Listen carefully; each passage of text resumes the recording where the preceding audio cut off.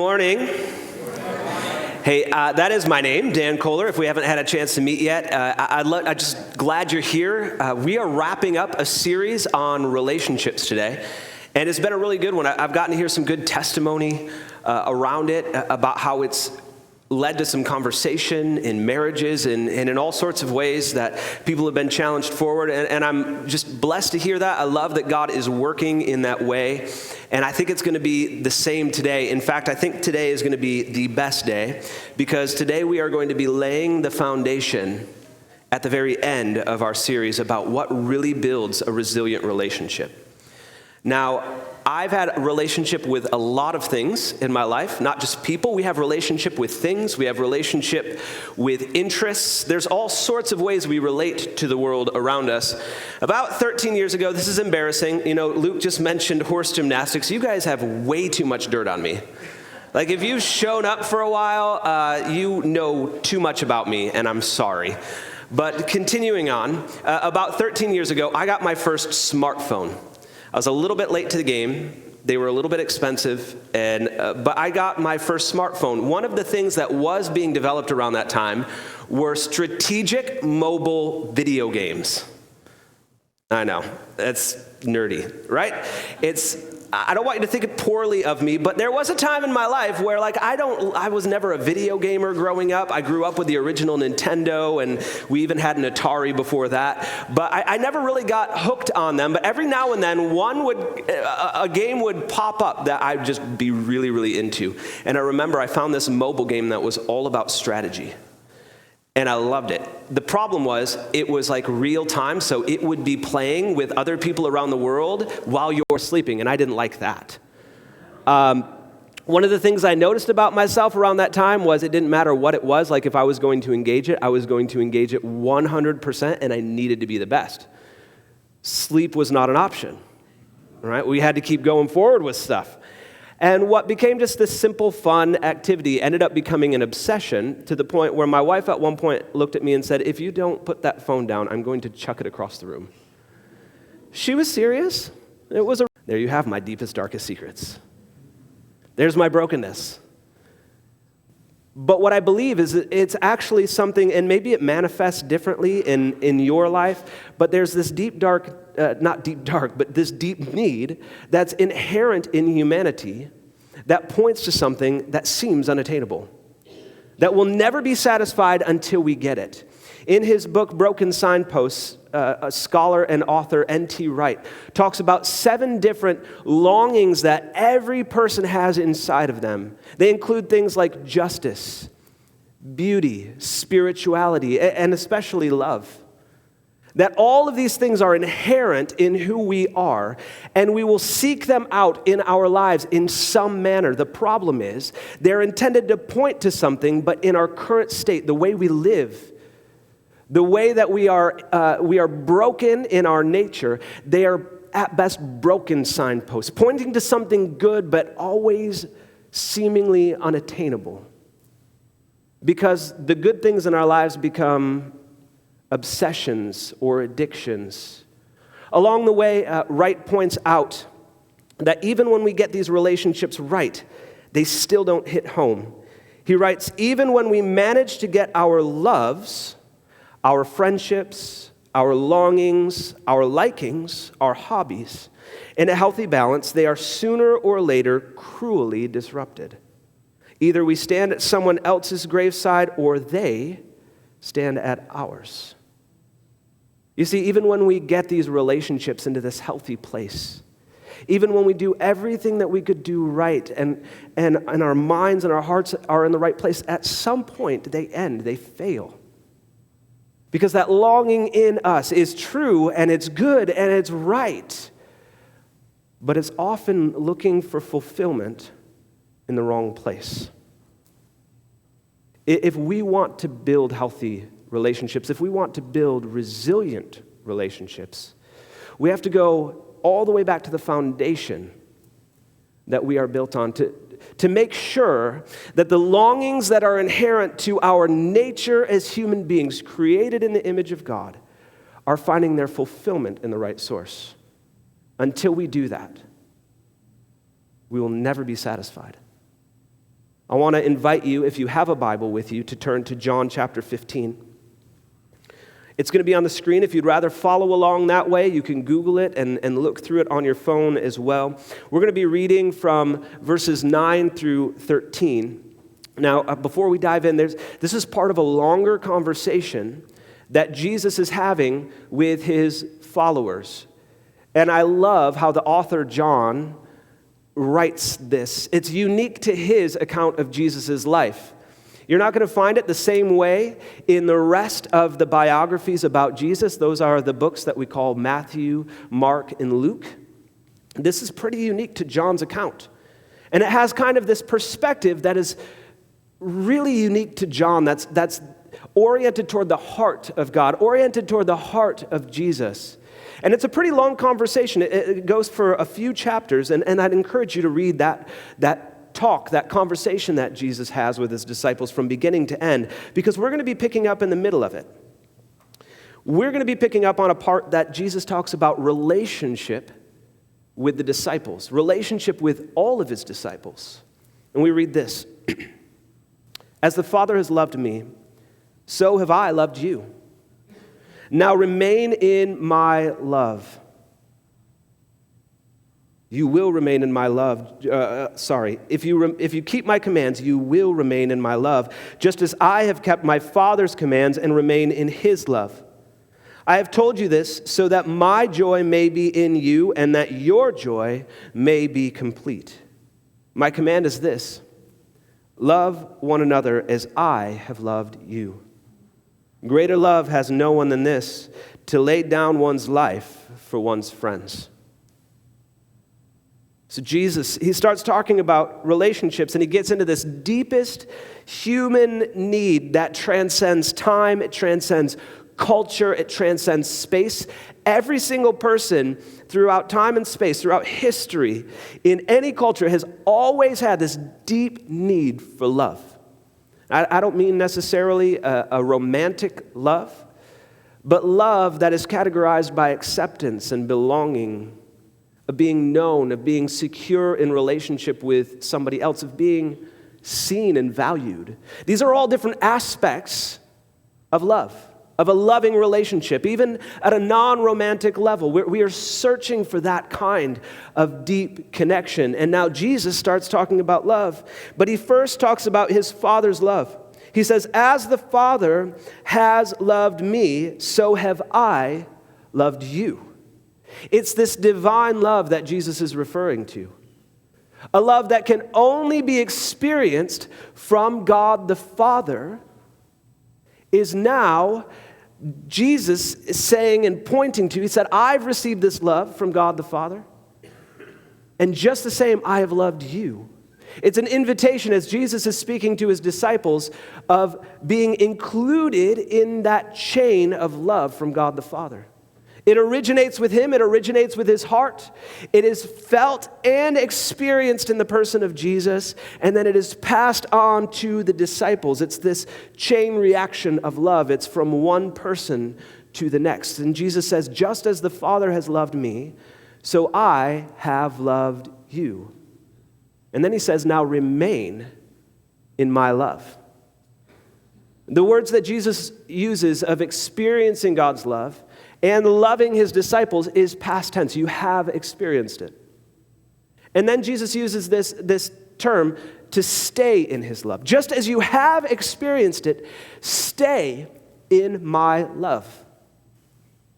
Now, Jesus, during this talk, during this discussion, has also spoken a lot about how he is going to be crucified, but the disciples don't catch on to it. He talks about leaving the disciples, about returning to his Father, and that he would come back for them, and they haven't quite put the pieces together.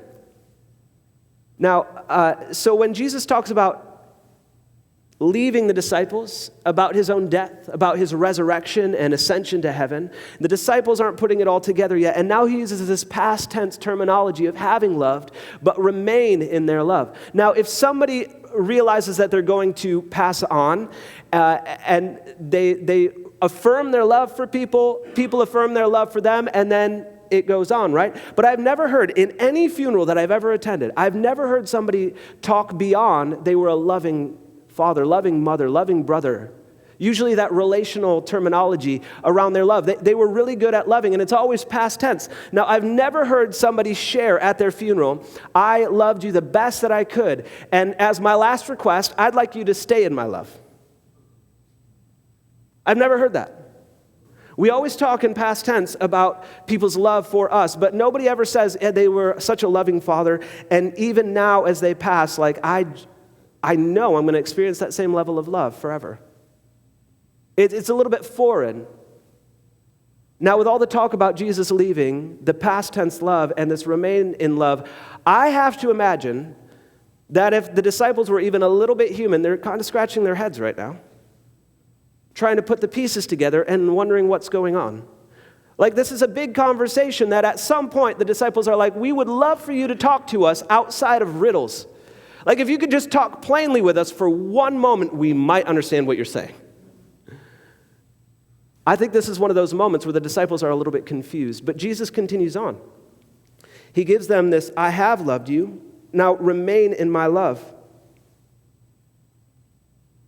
He goes on and he says, if you keep my commands, you will remain in my love, just as I have kept my Father's commands and remain in his love.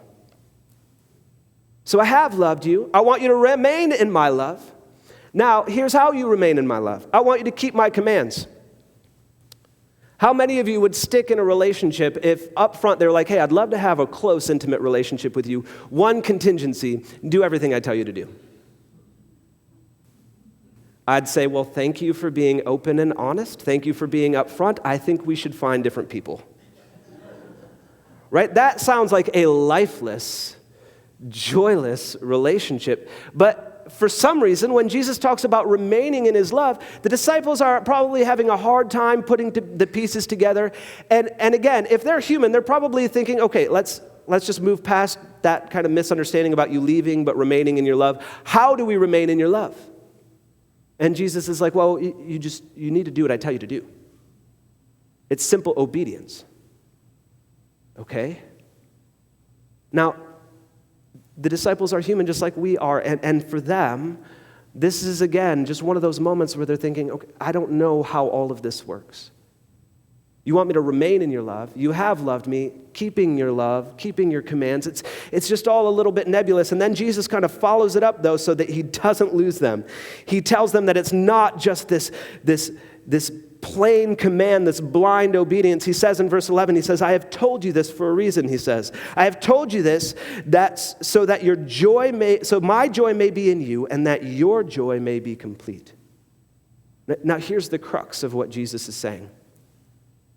Here's the hinge point, the important piece of what Jesus says, because without this statement, there's kind of this like, Jesus, you're not really selling us so well on what your love is like. Like, we've experienced all this. Now you want us to keep obeying you, but this just doesn't feel right now. And then Jesus says, no, it's for a reason. I promise you. If you do what I'm telling you to do, you need to realize something, that my joy will be in you.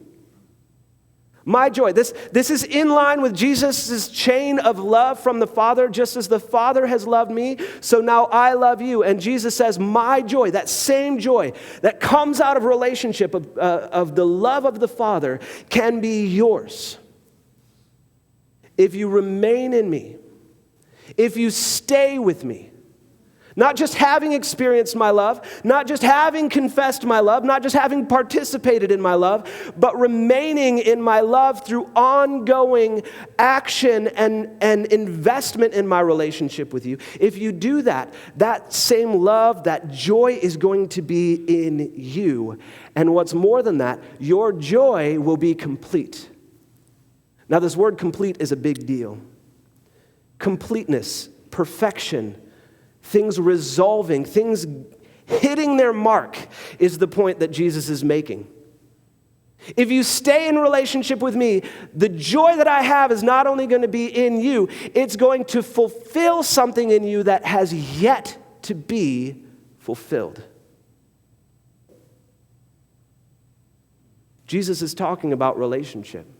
And I think the disciples have easily reflected on their own relationship and realized that there is nothing like following Jesus. There just isn't. Why else would you leave behind everything? Why else would you give up your career, put distance between yourself and your family, and even be willing to lose all social status and standing and be ridiculed and potentially face death if it wasn't worth it?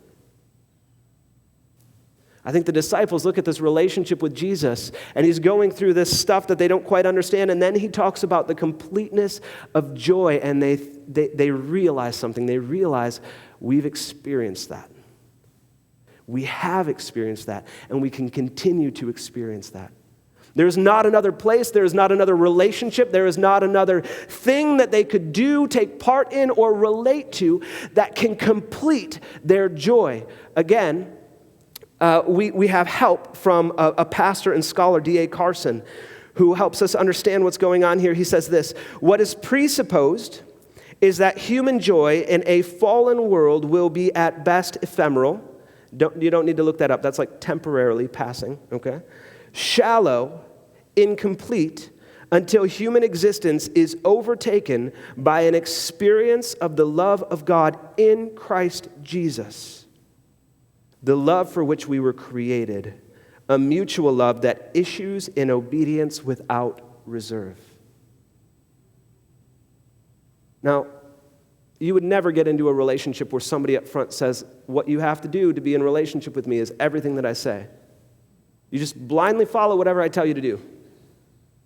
However, if you experienced a love, and the conditions for remaining in that love were an expression of the joy that is in you that manifests itself in obedience to God, you'd do that.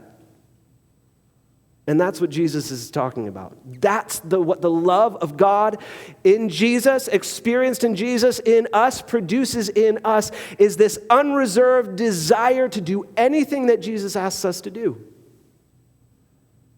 Unrelenting, unstoppable obedience to Jesus. And it's not the qualifier for love, it's the outworking, it's the overflow of love in the life of those who have experienced it and want to remain in the love.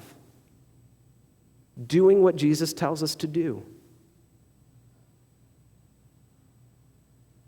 Jesus says, I've found this joy in obedience to the Father, and you will find it continuing on in me as you stay in my love. You do this and your joy will hit its mark. There's this love that can't be experienced anywhere else but in the person of Jesus. It reaches its fulfillment. Now, I think the disciples start looking at this, they start looking at their own lives, and they start wondering, what kind of person is this that can possibly say it? Every time Jesus opens his mouth, the disciples are both astounded and impressed and slightly confused. And they don't get it now, but they will when Jesus pours out his Spirit after the resurrection. They'll understand the things that they didn't understand. They'll have revelation that they didn't have, but now they sit in this place of wondering, and they start thinking about their relationship with Jesus. They start thinking about their relationship with everything else, and they truly weigh out Jesus' words. If we have experienced his love, and in his love, our joy will be full and complete. It will totally hit its intended target. It will satisfy that desire that hasn't been satisfied anywhere else, that is innate to my very human nature. Is it true? Is it happening? Is it attainable? And I think we see in the lives of the disciples a resounding yes. A yes that doesn't just stop at confusion or oppression. It doesn't stop when people persecute them. It continues on all the way to death for most of the disciples. It's a resounding and continual yes on behalf of the disciples, knowing that there is no other joy in any other relationship that can bring them to a complete, fulfilled love. It is the only love that will satisfy. If we want to think about our relationships, and not just the relationships that we have with one another, not just our romantic relationships, but how we relate to anything in the world. If we want relationships to fall in their true and rightful spot, we have to understand something. And it's this: resilient relationships can only be attained when we stop looking to others to complete us. There is not a single relationship that you can have in the entire world that will fulfill that desire that you have. If you want to have a relationship that is strong, that can stand the test of time, that can last for all of life, it cannot be built on any other foundation other than the love of Jesus, because it will not satisfy. I've heard too many people in marriages today that said, I'm thinking about leaving my spouse because they just don't make me happy anymore. And I think about that and I say, okay, what are they abusing you mentally, physically, spiritually, emotionally? Are they manipulating you in any way? No. I'm just not happy. Okay. Have they been unfaithful to you? No. Okay. Well, I think you're looking for something in that person that you're not going to find in that person. And if you leave that relationship to look for it elsewhere, you're not going to find it there either. Because what's going on in you is not something wrong with the relationship. It's a faulty foundation of love.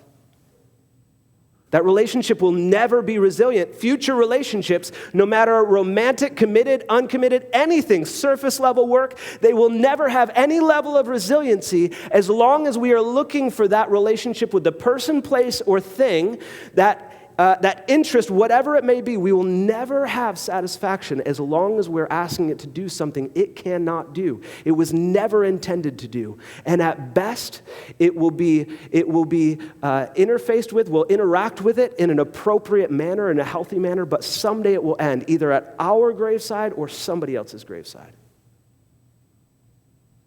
But the love of Jesus will bring our love to perfection. His joy will be brought into us, and it will bring us to this telos, to this goal, to its intended mark, to its completion, to its intended function. The reason love was put in you is so that it could be fulfilled only by Jesus himself. That's the true relationship foundation. That's it. Only Jesus' love will satisfy you in the way that you're looking for, that you long for, that you need. And as long as you put that pressure on any other individual, you actually place them in the same place as Jesus. It will never work. It will never complete you. It will never satisfy you. I remember growing up in youth group, and I remember we talked a lot about dating. Dating was a huge thing in the 90s. I would argue that it wasn't the healthiest view of dating, but we talked a lot about it. We talked a lot about dating. And I remember this very same message was being given, and they would say, it doesn't matter how many people you date, you have to be happy with Jesus first. You have to be satisfied with Jesus first. And I would say it goes well beyond any dating relationship. It goes into marriage. It doesn't matter if you found the one. They're never going to satisfy you the way Jesus will satisfy you. They will never complete you the way Jesus completes you. And in the harshest terms we could say, any looking to others for that fulfillment of need and desire is actually idolatry. It will never happen. But if we receive the love of Jesus, if we have a continual yes to Jesus, if we continue to remain in his love, it will not only overflow in us to obedience back to Jesus, it's going to do something else. Jesus says in verses 12 and 13, he says, my command is this, love each other as I have loved you. Jesus said, keep my commands, remain in my love, you'll keep my commands. And his command, he says, is this, love one another. Love one another. And now that doesn't mean just be kind to each other. You have to see the progression from God's love to Jesus, Jesus' love to us, and our love to one another. You can't possibly keep this command unless you're remaining in the love of Jesus. No relationship will build a resilience or have a proper foundation. It won't hit its mark if we aren't starting in the love of Jesus. That's rooted in the heart of the Father for us, the only thing that can satisfy and fulfill that need. He says, my command is this, love each other as I have loved you. Greater love has no one than this, to lay down one's life for one's friends. Now here's another thing the disciples don't quite understand. They don't quite get it because Jesus has been talking about giving up his life for them, but they don't understand it until they're on the other side of the resurrection. It's when the Spirit comes that they're like, oh, that's right. He told us all. He said everything. We just didn't understand it. The same is true here. When Jesus starts talking about laying his life down for his friends, we see, like if you know the story, that Jesus gives himself on the cross for sinners, then we understand it. But they didn't understand it yet. They're thinking, yeah, that sounds pretty good. Like self-sacrificing love, who wouldn't want to be in relationship with that? But what they don't understand is that Jesus is giving them a peek ahead about how he will display his love. That there is no greater love than laying down your life for your friends. You want to love others well? It has to be to this extent. And Jesus doesn't just say it. He doesn't just command it. He puts his money where his mouth is. He gives his life literally for the sake of the world. John says in the 3rd chapter, he says, for God so loved the world that he gave his one and only Son, that whoever believes in him will never die but have eternal life. This is the display of God's love and affection for you, that he would go to any length to lay his life down. You won't find another perfect, complete love in anybody else, and you won't be able to love others until your love is firmly placed in Jesus. You won't be able to build healthy relationships because you'll always be looking for something from others that they can't give you. Nothing can, only Jesus can. And he showed it by the greatest love, that he lays his life down for his friends, not just his friends, but those he loves. That's what that word friends means. It's actually a loving word in Greek. It's the word for brotherly love. His love for us is what causes him to lay his life down. There's no greater length than anybody could go to display their love for you than that. This isn't just the means to salvation. This is the means to healthy relationships. It's this progression. Again, N.T. Wright helps us understand when he says, John is totally clear that this love, embodied and dramatically lived out by Jesus himself in utter seriousness and light touch playfulness, comes to us and through, and only through, the victory won on the cross over the dark distortions of our needs, of our desires, looking for fulfillment in other places. The resurrection says God's yes to the whole created order, and with it, to the love that all humans know in their bones is central to what it means to be human. You know love is central to what it means to be human. You long for it. You desire it. When somebody pulls away from it, you feel it. When they don't give you what you need, you know it. You might not voice it, but you feel it. And John writes this, greater love has no one than this, that a man would lay his life down for his friends. He has displayed his love.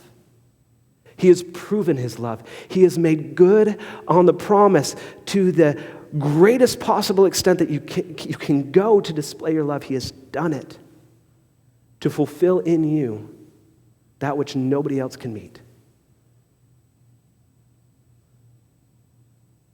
If we want resilient relationships, we have to receive the love of God. We have to receive his love fully. We have to fully take it in and make it the foundation of who we are so that there are no gaps in our foundation. Any gaps in our foundation will allow something else to bleed in, and it looks like a solid foundation, but it's not a solid foundation. It is a weak foundation, and it will come crumbling down. The first house we bought was a repossessed house before things got crazy with home prices, like dirt cheap. One of the downfalls, we could see through our foundation. You're not supposed to be able to see through your foundation. And I always thought, how long does this house have? Because if there's a gap in your foundation, it's only a matter of time before the structure that's built on it will come crumbling down.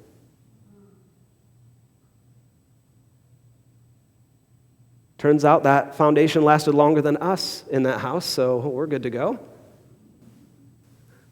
But the structure that you build on the love that you're looking for needs to have a solid foundation in the person of Jesus. No relationship you build on that will ever fulfill it, will never satisfy. And I don't just mean people, I mean things. No amount of goal orientation, no amount of success, no amount of affluence, no amount of money will ever fulfill the need you have that can only be satisfied, only be completed in us by Jesus. But I do believe each of us can learn to remain, we can be fulfilled by the love of Jesus. And I want to give you just a simple progression of how to do that. The first way is that you're going to need to identify your relational disappointments. Identify your relational disappointments. And I say that in a very specific way because all of us have our trust in some relationship. It might be a relationship with a person, might be a relationship with a thing, it might be an interest, but at some level there's a dissatisfaction in that. And so I'm asking you to look for the symptoms of where we've placed our greatest love. Anywhere where you find even the hint of disappointment means that maybe you're hoping for something out of that person that they can't possibly give you.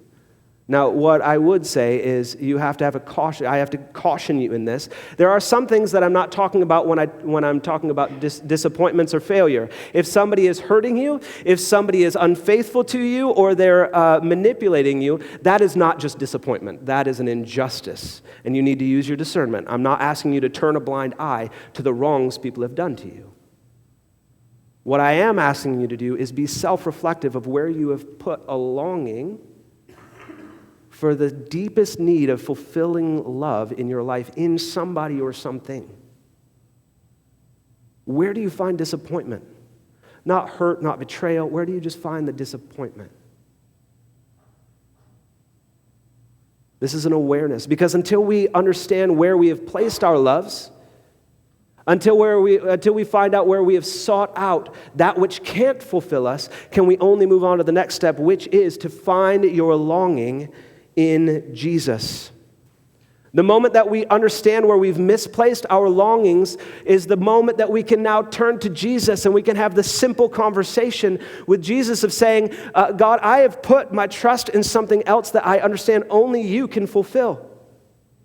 Only you can be that foundation, and I confess that I've looked for stability. I've looked for joy out of this person, and sometimes I find it. It's not that we don't ever find joy and delight in things. It's that at some point, even when they're the healthiest they can be, they end. As I was reflecting on this, I went all the way back to the very first relationship in Scripture, that of Adam and Eve. It's not that relationships are bad or that we don't need them. They also are inherent to what it means to be human. When God created Adam, he watched Adam function the way that he was supposed to function, but it wasn't working. And God determined it's not good for man to be alone. And so he creates Eve, and now he is complete because there was no other suitable person to take his side and co-rule with him in creation, only another human being. So he creates Eve. And the three of them, God the Father, Adam and Eve, they have this unique, undisturbed, and beautiful relationship where Adam and Eve's relationship functions the way it's supposed to. They're not looking for what God is supposed to give them in each other. All things are right until that shifts and they conspire. Adam and Eve conspire together and they say, maybe we could do this better ourselves. And that's when sin enters the world, and through sin, death. And what happens? We are cut off from the love of the Father. Even though it wasn't good for Adam to be alone, it wasn't good for mankind to be alone, we need each other. It's not fulfilled without God in the picture. It never will be. Our deepest, greatest longings can only be satisfied in Jesus, and all other relationships can only fall in place when those longings are placed in Jesus. The very first relationship was only good when they stayed connected to the love of the Father. Do you see that? Our longings have to be in Jesus first. He has to be our greatest longing, our greatest desire, our greatest priority, and then everything else can become good. And even when they end, we aren't shaken because we understand that the love of God is eternal. The final thing that we do is we need to say yes to Jesus. Just as Wright points out that God's resurrection is yes to us, it's an eternal yes to to loving us. We have to return that with an eternal yes to Jesus. For some of us, that means saying yes to Jesus for the first time. But it's not just once. If you've said yes to Jesus once, it doesn't mean that you get off the hook and you're like, great, I said the prayer when I was 5. I'm in heaven. That might be, but it doesn't mean that your yes is eternal in Jesus. There's no slide for this. I just want you to listen to it. It came to me this morning, just the connection point. As in the book of Revelation, John again, the same John is writing, but he's writing to the churches. And the first church that he writes to is Ephesus. And they're doing a whole lot of good stuff. They have some right things going. If you read the book of Ephesians, the letter from Paul to Ephesus, this church has got it going on. They're doing some good stuff. But John writes this to them. He says in verse 4, "Yet I hold this against you. You have forsaken the love you had at first." You see, the church of Ephesus had said yes to Jesus once, but they didn't continue their yes in Jesus.